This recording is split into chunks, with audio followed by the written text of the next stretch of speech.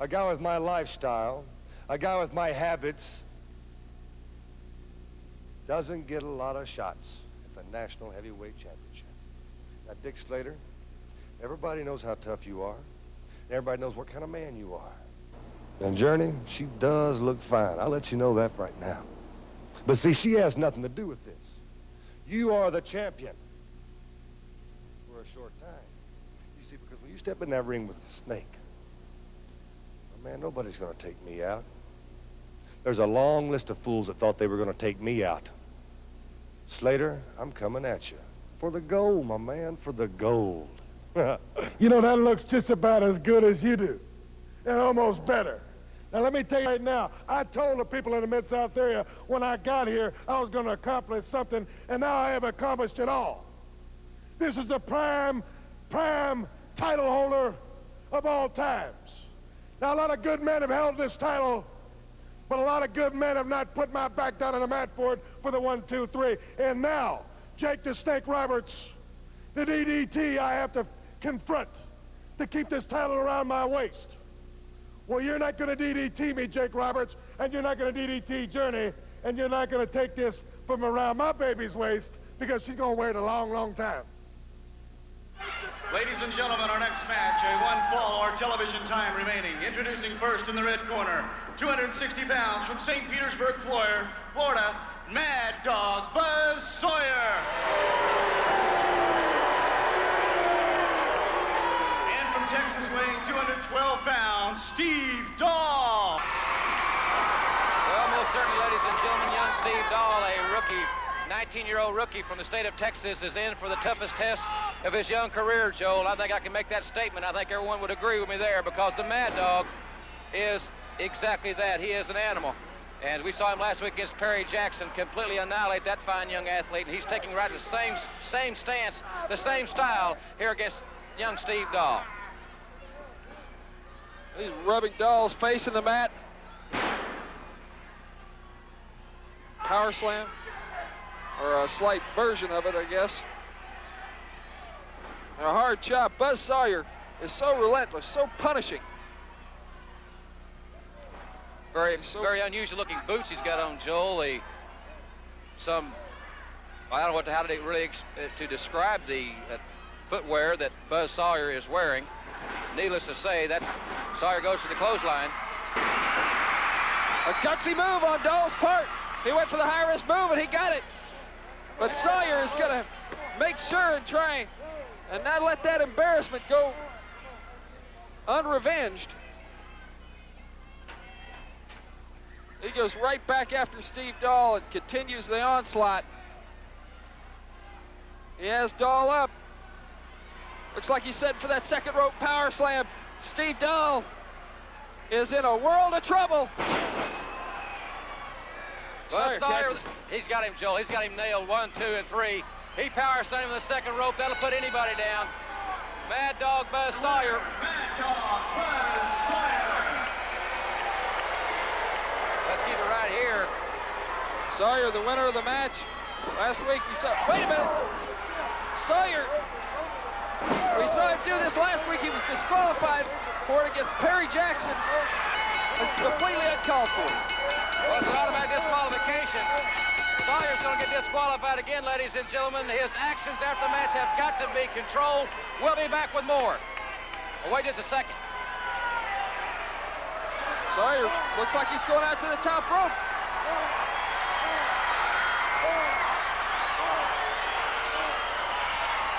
Oh, no.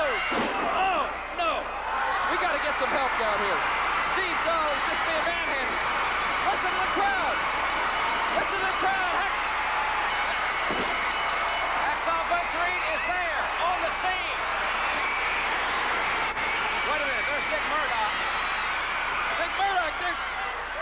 Murdoch and Reed are scheduled to wrestle next, ladies and gentlemen.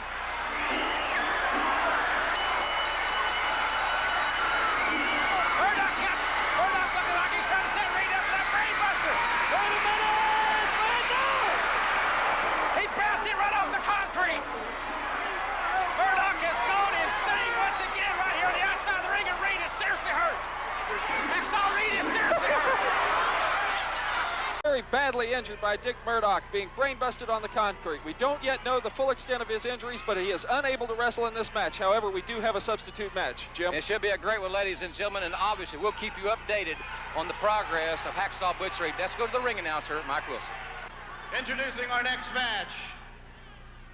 One fall or television time remaining. At 225 pounds, every girl's dream, Hot Stuff Eddie. Also in the ring corner, his manager, Sir Oliver Humperdinck. And now introducing in the blue corner, from Florida, weighing 226 pounds, Tommy Wright. Fine young athletes, ladies and gentlemen, as we prepare to continue here on Mid-South Wrestling. Jim Ross and Joe Watts with you here. And as we said, really, words can't describe our feeling right now, and our thoughts and our prayers are with Hacksaw Butch Reed as to the unprovoked attack by Dick Murdoch. But be that as it may, we do have two fine young athletes, Joel, in the ring, and one that I have said on many occasions, he has the biggest ego in professional wrestling, and I'm talking specifically about Hot Stuff Eddie Gilbert. We've seen Hot Stuff Eddie Gilbert go through many stages here in the Mid-South. He first came in, teamed with the Nightmare. He left him. They got back together as a team. They gained the Mid-South Tag Team Championships.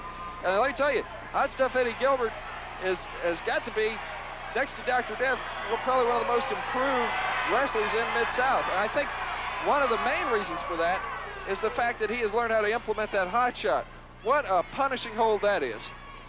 And we have seen him using so effectively in the last several weeks as he has put together a very impressive winning streak. Gilbert weighed in at 225, Wright at 226, both men obviously very similar in size. Gilbert, former Pro Wrestling Rookie of the Year, a little bit more experienced, and Wright is certainly not intimidated by the laurels achieved by the Hot Stuff. Sir Oliver Humperdinck. Well, I tell you, there are a lot of great young junior heavyweights coming into the Mid-South. There you see Sir Oliver Humperdinck. But I tell you, that they're all vying for that, the Mid-South world's junior heavyweight that's getting ready to be established. But this man right here, Hot Stuff Eddie Gilbert, has established himself in this territory, and he's going to be a tough man to beat. I think he's got to be one of the top candidates for that junior heavyweight title because he competes so well with the heavyweights as well. Kind of like Terry Taylor in that aspect. However, Terry, of course, out of the range of the junior heavyweight contention. I don't feel like he needs to even be in it because he's definitely got to be a candidate for the North American heavyweight title, having once held it. He defeated the Nightmare soundly on Mid-South last week. Whoa, it looks like he went for that hot shot, but he didn't quite have the distance on it. And you know, that's the first time I've seen that hot shot actually put Gilbert in danger. This is kind of a new aspect to it.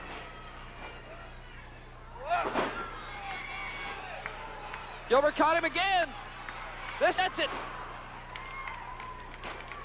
A devastating maneuver, the hot shot by Hot Stuff Eddie Gilbert. Ladies and gentlemen, here we are. What a tremendous matchup we have here for you on Mid-South Wrestling. Thank you very much for being with us. To the top athletes in professional wrestling is 320 pounds. One of the most awesome forces in professional wrestling. A man with tremendous strength going against the sensational Terry Taylor.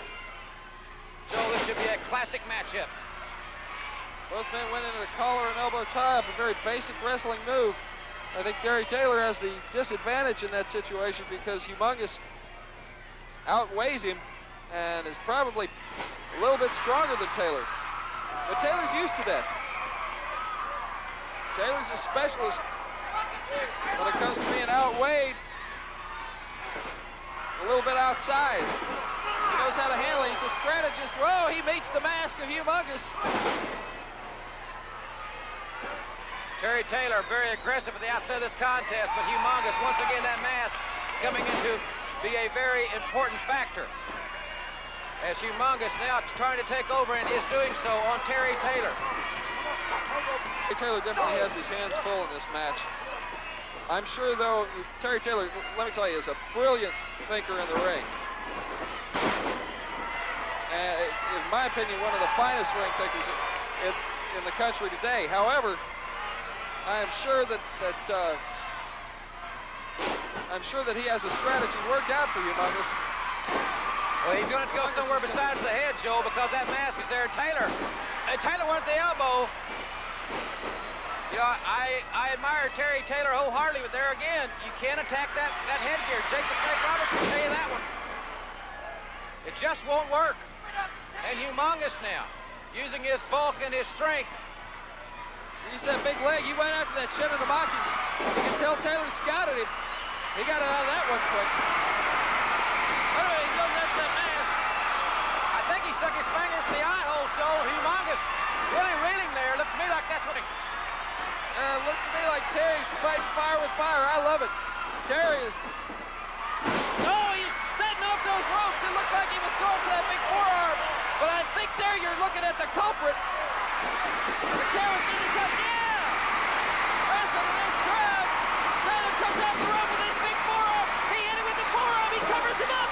He's got him. Yeah! Obviously, it was justified in his actions. Mendoza trying to take some shortcuts because I think because of his experience, he realizes he's in there with the master technician. And what a feather! He's got to take a shortcut or two. What a feather in his cap it would be if he could catch a fall on this great superstar. DiBiase with that foot to the side of the face. He's managing to control Mendoza. Body slam. Joel, I understand, you know, some of the biggest names in all of wrestling coming to the Mid-South area in the upcoming weeks, and that includes one of the most dynamic tag teams in the country, Stan Lane and Steve Kerr, and I understand that we may see an appearance from them on our next program. Yes, and if we have time today, I have a video on them that I'd like to close out the program with if we have enough time. This match, of course, for one fall or TV time remaining. Mendoza takes DiBiase into the turnbuckles.